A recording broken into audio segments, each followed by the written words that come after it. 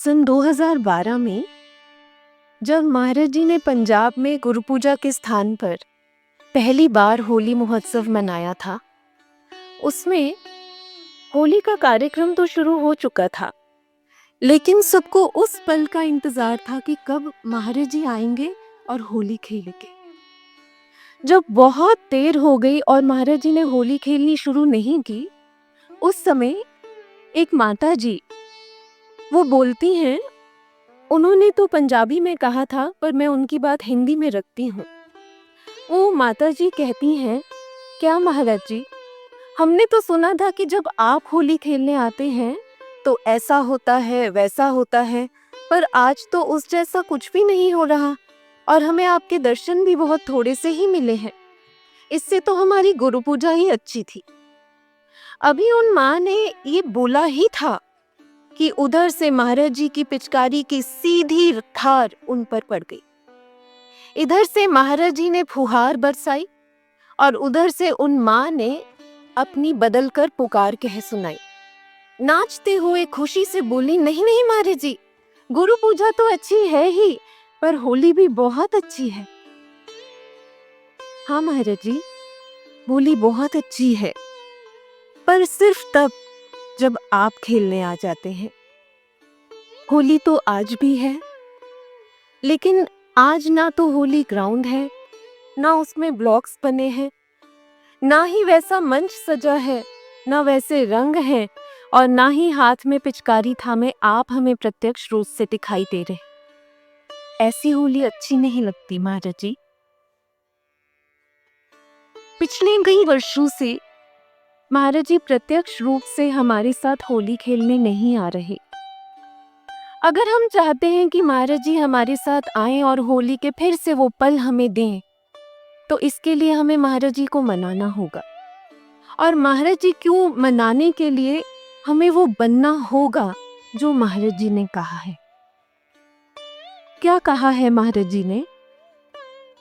2013 में जब प्रहलाद चरितम प्ले की तैयारियां चल रही थी, जिसे अगले दिन होली के मंच पर परफॉर्म किया जाना था, उस समय महाराज जी ने कहा कि इस प्ले में एक सीन ऐड करना है।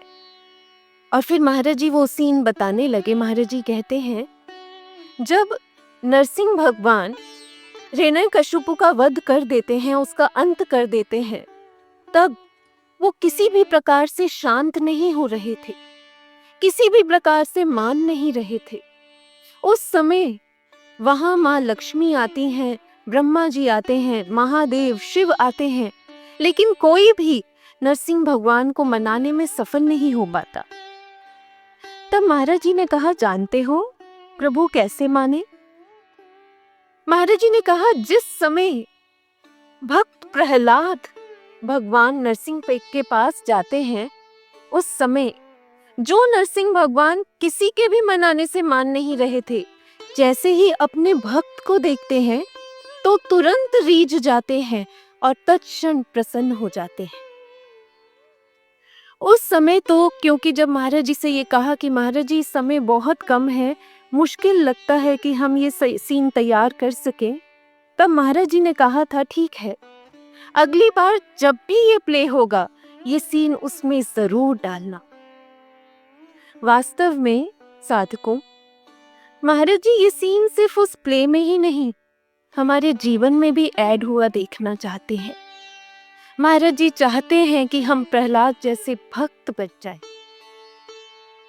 इसलिए अगर हम चाहते हैं कि महाराज जी होली खेलने के लिए फिर से हमारे साथ होली मनाने के लिए आएं, तो इसके लिए हमें महाराज जी को मनाना होगा, और महाराज जी को मनाने के लिए हमें ऐसा भक्त बनना होगा।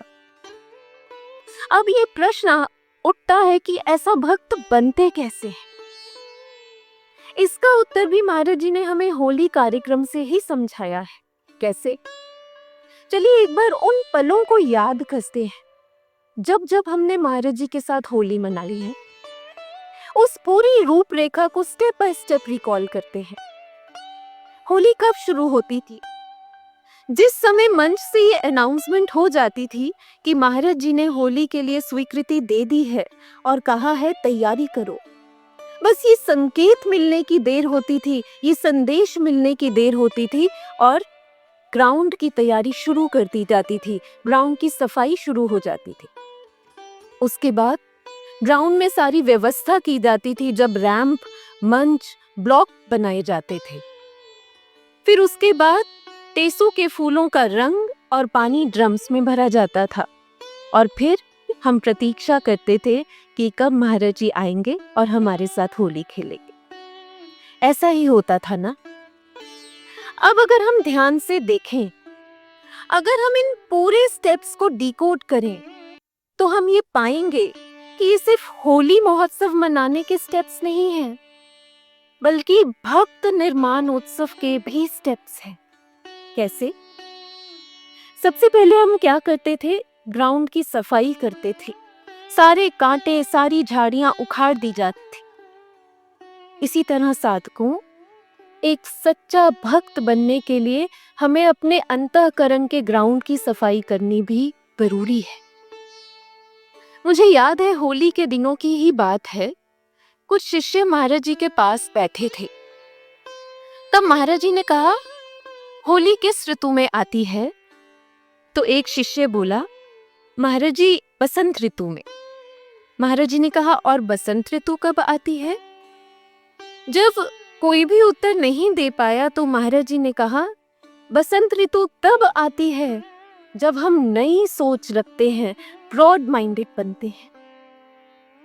इसी तरह एक बार महाराज जी ने भजन की ये पंक्ति सुनाते हुए कहा था कि तुमने वो नहीं सुना, मन बासंती नहीं हुआ तो पतझड़ ही होगा जीवन में। क्या मतलब हुआ? महाराज जी कहते हैं कि जब तक हम पास्ट की नेगेटिव मेमोरीज को, ऐसी पुरानी बातों को निकाल कर नहीं अलग कर देते, तब तक जीवन में पतझड़ ही रहता है, बसंत नहीं आ पाता। यहाँ किसी ने खूब ये बात कही कि आगे बढ़ने का यही उसूल है, बातें भूलिए जो फिजूल है। एक और पहलू भी है यहाँ पर जिसे हमें देखना चाहिए कि हम ऐसी पुरानी बातों को उस स्थिति में भी नहीं उखाड़ कर फेंक पाते जब हम अहंकार से ग्रसित होते हैं। कहते हैं, यूं तो इंग्लिश का ये जो सेंटेंस है, आई एम, ये शॉर्टेस्ट सेंटेंस है इंग्लिश में, लेकिन गुरु और शिष्य में, भक्त और भगवान में ये लॉन्गेस्ट डिस्टेंस क्रिएट कर देता है। और जब तक हम इस आई एम को उखाड़ कर अलग नहीं कर देते, तब तक एक शिष्य के जीवन में पतझड़ ही रहता है, जैसे प्रताप रुद्र के जीवन में था। राजा प्रताप रुद्र, उसने बहुत संदेश भिजवाए कि महाप्रभु, चैतन्य महाप्रभु एक झलक दिखला दे, लेकिन चैतन्य महाप्रभु ने एक बार भी स्वीकृति दी ही नहीं। क्यों? क्योंकि राजा होने का अभिमान महाप्रभु के दर्शन के अरमान के बीच में दीवार बन के जो खड़ा था। जब राजा प्रताप रुद्र को ये पता चला कि महाप्रभु सबको दर्शन देते हैं, लेकिन उसके लिए उन्होंने ये तक कहलवा दिया कि मैं प्रताप रुद्र का चेहरा तक नहीं देखना चाहता। यहाँ तक कि ये भी कह दिया कि अगर वो यहाँ आया तो मैं पुरी छोड़कर चला जाऊंगा। ये सुनना था कि प्रताप रुद्र के अंतर आत्मा से टीस उठ पड़ी और उस समय अहंकार की झाड़ियां उसमें उखाड़नी शुरू की। झाड़ू लेकर पहुंच गया उस मार्ग पर जहां से महाप्रभु ने जगन्नाथ यात्रा के साथ निकलना था। उस समय वो झाड़ू लगा रहा है, तब सामने से यात्रा आती दिखाई दी। राजा प्रताप रुद्र, जो अपने राजा होने के अभिमान को अब धीरे धीरे छोड़ने का प्रयास कर रहा था, वो सोचता है कि इस बार तो महाप्रभु की एक झलक मिल जाए। लेकिन होता क्या है, महाप्रभु अपने आप को भक्तों से कुछ इस तरह से घेर लेते हैं कि सबको उनके दर्शन होते हैं, पर प्रताप रुद्र इस बार भी छूट जाता है। इस पूरे दौरान आंखों से आंसू बहते रहते हैं और इधर अहंकार की दीवार ढहती चली जाती है और अंततः जब ये आई एम ये उखड़ जाता है, तब महाप्रभु प्रताप रुद्र को अपने हृदय से लगा लेते हैं और उस पर अपना प्रेम बरसाकर उसके जीवन में बसंत को खिला देते हैं। इसलिए आए साधकों, हम भी अपने अंतःकरण के ग्राउंड की तैयारी करें, इसे साफ करें। आज संकल्प लें कि ये अहंकार, ऐसी सारी पुरानी बातें, इनका बस अंत हो, ताकि हमारे जीवन में बसंत हो। श्रेष्ठ चिंतन अपनाएं और एक अच्छे और सच्चे भक्त बनने की राह पर आगे बढ़ें। जब ग्राउंड की सफाई हो जाती थी, उसके बाद हम क्या करते थे? उसमें व्यवस्था कायम करते थे। इसके लिए हम ब्लॉक्स बनाते थे, मंच लगाया जाता था, रैंप बनाया जाता था। लेकिन इस पूरी व्यवस्था में क्या हमें देखने को मिलता था कि किसी को तो बिल्कुल आगे वाले ब्लॉक में जगह मिलती थी, कोई सबसे पीछे खड़ा हो पाता था, कोई मंच के ऊपर होता था तो किसी को मंच के नीचे खड़ा होना होता था, कोई महाराज जी के पास रैंप पे बिल्कुल पास होता था तो कहीं कोई किसी सेवा में बहुत दूर महाराज जी से होता था। लेकिन फिर भी हम में से कोई बुरा नहीं मानता था। क्यों? क्योंकि हम सबको एक सूत्र मालूम था जो इस दरबार में ही लागू होता है। वो सूत्र जो महाराज जी ने भी स्वयं अपने श्रीमुख से एक बार होली पर्व पर मंच से कहे थे। ये एज इट इज महाराज जी के शब्द हैं। महाराज जी ने कहा था, लोग कहते हैं बुरा न मानो होली है, लेकिन हम कहते हैं कि बुरा मानने का तो सवाल ही नहीं उठता, यहाँ तो सब तरफ लाभ ही लाभ है। अद्भुत! संसार जिस दृष्टिकोण से होली को मनाता है, उसका पूरा गणित ही बदल कर रख दिया महाराज जी। हम सब उस समय जब वहां खड़े होते थे, हमें भी ये मालूम होता था कि चाहे हम कहीं भी हैं, लेकिन हमारा हर प्रकार से, हर तरफ से लाभ ही लाभ है। क्यों? क्योंकि हम ये बात जानते थे कि ये होली ग्राउंड महाराज जी की प्रेजेंस में एक होली ग्राउंड ना रहकर होलिस्टिक ट्रेनिंग ग्राउंड में बदल जाता था, जहां महाराज जी हमें भक्ति की ट्रेनिंग दिया करते थे। कैसे? जब महाराज जी प्रसन्न होकर हमारे ऊपर रंग उड़ेल दिया करते थे, तो वही होली ग्राउंड हमारे लिए आनंदशाला बन जाता था। लेकिन जब महाराज जी हम पर रंग नहीं डालते थे, तो वो होली ग्राउंड एक कुकारशाला में बदल जाता था। जब हम जय श्री राम करके महाराज जी को बुलाने का प्रयास करते थे, तब वो ही होली ग्राउंड एक उत्साहन शाला का रूप ले लेता था। और जब महाराज जी हमारे साथ वाले पर रंग डालकर हमें छोड़ देते थे, तब वो होली ग्राउंड एक मननशाला बन जाता था। मुझे याद है एक बार होली में एक बहन पर रंग पड़ा ही नहीं, और तो और महाराज जी ने एक दृष्टि तक भी नहीं डाली। तब जो पास में एक दीदी खड़े थे, उन्होंने उस बहन को सांत्वना देनी चाहिए, लेकिन तब वो बहन कहती हैं तो क्या हुआ, जैसी महाराज जी की इच्छा। महाराज जी देखे ना देखे, महाराज जी रंग डाले ना डाले, हमें थोड़ा ना सोचना चाहिए। शाम को जब वो दीदी महाराज जी के दर्शन करने गई, उस समय उन्होंने उस बहन की बात महाराज जी को कही कि महाराज जी, वो बहन कहती हैं कि आप देखें ना देखें, रंग डाले ना डाले, हमें नहीं सोचना चाहिए। महाराज जी कहते हैं, जरूर सोचना चाहिए, जरूर सोचना चाहिए, मनन करना चाहिए कि गुरु ने रंग क्यों नहीं डाला, गुरु ने दृष्टि क्यों नहीं डाली। स्व आकलन, अवलोकन करना चाहिए, क्योंकि जब हम मनन करेंगे तो हमारी अंतरात्मा हमें जरूर बताएगी कि हमसे कहाँ भूल हुई है या हो रही है। और जब भूल का एहसास होगा तो फिर हम उसे सुधारने का भी प्रयास करेंगे, और जब हम भूल को सुधारने का प्रयास करेंगे तो भक्ति पथ पर आगे बढ़ पाए। यहाँ एक और पहलू पर भी ध्यान देते हैं कि महाराज जी ने ये जो चंद शब्द कहे कि बुरा मानने का तो सवाल ही नहीं उठता, यहाँ तो सब तरफ लाभ ही लाभ है। इन चंद शब्दों में महाराज जी ने हमें एक और भक्त बनने का एक और बहुत महत्वपूर्ण सूत्र भी सिखाया है। विश्वास का सूत्र। क्यों? कैसे?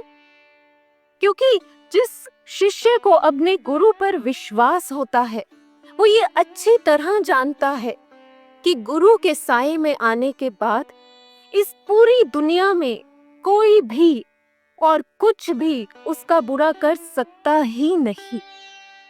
इसलिए वो हर स्थिति में मस्त रहता है अपनी प्रभु की भक्ति में। कोई चिंता, कोई डर उसे सताता नहीं। आप प्रहलाद के जीवन को ही देखिए।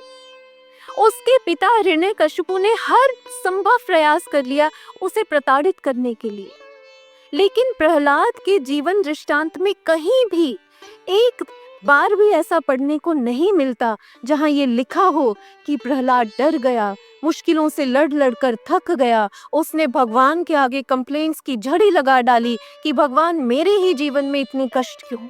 एक भी ऐसा दृष्टांत नहीं मिलता। ये होती है विश्वास की शक्ति। और प्रहलाद में ये विश्वास की शक्ति आई कैसे थी? महाराज जी ने एक बार ये बात बताई थी। महाराज जी कहते हैं कि जब प्रहलाद से ये पूछा गया कि प्रहलाद, तुम्हें डर नहीं लगता? तुम्हारे पिता तुम्हें इतना प्रताड़ित करने का प्रयास करते हैं, तुम्हें डर नहीं लगता? तब जैसा नरसिंह पुराण में आता है, प्रहलाद कहते हैं, हे तात, जो राम नाम का जाप करता है, यानी जो सुमिरन से जुड़ा रहता है, फिर उसके सारे भय समाप्त हो जाते हैं। इसी कारण से ये जो अग्नि है, ये भी मुझे शीतलता ही प्रदान करती है। प्रहलाद की हर श्वास में सुमिरन बसता था, और ये हर श्वास में सुमिरन की ही शक्ति थी जो उसके विश्वास की शक्ति बनी थी। इसलिए आइए साधकों, हम भी अपने अंतःकरण का जो ये ग्राउंड है, इस पर सही व्यवस्था कायम करें। बाहर से महाराज जी चाहे हमें किसी भी परिस्थिति में रखें, लेकिन हम अपने अंदर की अवस्था को ना बिगड़ने दें। ये पक्का विश्वास रखें कि आशु यत् करोति शुभम करोति, और श्वास श्वास में सुमिरन करते हुए एक सच्चे और सुदृढ़ भक्त बनने की राह पर आगे बढ़ जाए। जब इस तरह ग्राउंड में व्यवस्था हो जाती थी, तब फिर टेसू के फूलों के यानी हर्बल रंग और पानी ड्रम्स में भरा जाता था, और इसके साथ महाराज जी के होली खेलने के लिए तैयारी पूरी हो जाती थी, और हम प्रतीक्षा करते थे कि महाराज जी आए और हमारे साथ होली खेलें। जैसे जैसे ये प्रतीक्षा काल लंबा होता जाता था, वैसे वैसे हमारी प्रार्थनाओं का स्वर भी उठता चला जाता था। ऐसा जब हम पुकार करते थे, प्रार्थनाएं करते थे, तब इधर से हृदय तैयार होता था और उधर से बरसता महाराज जी का प्यार होता था। लेकिन आज ये प्रतीक्षा काल कई साल जितना लंबा हो गया है। हम सब प्रार्थनाओं का रंग और आंसुओं का पानी लिए खड़े हैं, लेकिन महाराज जी नहीं आ रहे होली खेलने। क्यों? इसका कारण और उस कारण का निवारण जानने के लिए एक अनुभव को सुनते हैं। ये अनुभव पिछले साल जब होली वेबकास्ट की तैयारियां चल रही थी, उस समय महाराज जी ने एक बहन को कराया था। महाराज जी उस बहन के अनुभव में आकर कहते हैं, और होली की तैयारी कैसी चल रही है? तब महाराज जी ने कहा, अच्छा सुनो, ये जो पार्क्स हैं, ग्राउंड्स हैं, जहां जहां भी हमने होली खेली है, जब ये पार्क्स और ग्राउंड्स दिखाओगे तो पीछे बैकग्राउंड में ये चलाते रहना कि महाराज जी, यूं तो ये पार्क्स और ग्राउंड्स पहले से बहुत डेवलप हो गए हैं, लेकिन आपके बिना ये बिल्कुल सूने हैं, बिल्कुल सूने। आप ये महाराज जी की जो बात है, जो महाराज जी ने अनुभव में कही, क्या आप इसमें से वो सूत्र पकड़ पाए जो महाराज जी हमें सिखाना चाह रहे हैं, ताकि हम भक्त बनने की राह पर आगे बढ़ सके?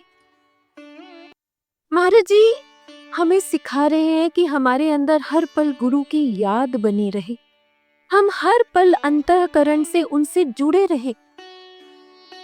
बाहर चाहे सब कुछ कितना ही आकर्षक क्यों ना हो, लेकिन एक भक्त को वो कुछ भी नहीं लुभाता।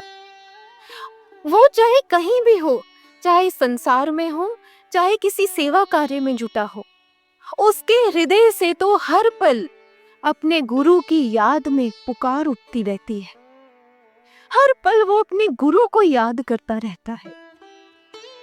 एक बार रामकृष्ण परमहंस अपने शिष्य गंगाधर से कहते हैं, सुन गंगाधर, एक बात बता, जब तू जप करता है, ध्यान साधना करता है, तो क्या तुझे मेरी याद आती है? जब गंगाधर हाँ में सिर हिलाता था तो ठाकुर के चेहरे पर प्रसन्नता खिल जाती थी। वे ठाकुर पूछते थे, अच्छा एक और बात बता, जब तू संसार के कार्यों में भी जुटा होता है, क्या तब भी तुझे मेरी याद आती है? जब इस बार भी गंगाधर हाँ कह देता था, तब तो ठाकुर की आंखों में भी प्रसन्नता चमक जाती थी। वे ठाकुर पूछते थे, अच्छा एक और बात बता, जब तू ऐसे मुझे याद करता है तो क्या तेरी आंखें भी भीग जाती हैं? और जब इस बार भी गंगाधर हाँ में सर हिलाता था, तब तो ठाकुर की प्रसन्नता का कोई ठिकाना रहता ही नहीं था। वो आनंदित होकर गंगाधर की पीठ थपथपा देते थे और कहते थे, अच्छा है, बहुत अच्छा है। हर युग में हर शिष्य ने अपने गुरु को ऐसे ही दिखाया है।